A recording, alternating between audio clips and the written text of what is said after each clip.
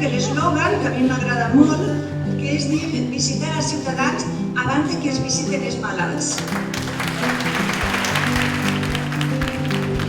Nosotros somos un equipo de nutricionistas, médicos y enfermeros del Hospital General de Valencia.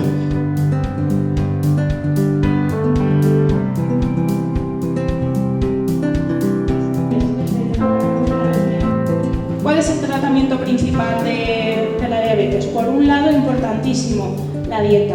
Haciendo ejercicio físico.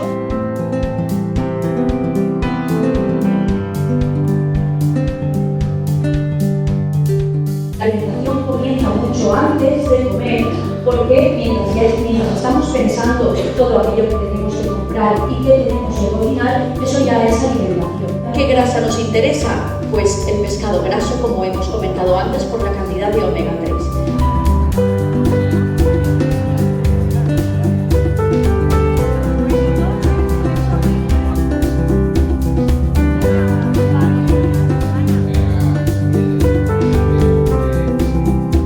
¿Por qué estamos hablando en caso de la osteoporosis? Primero porque es una enfermedad que afecta a muchas personas.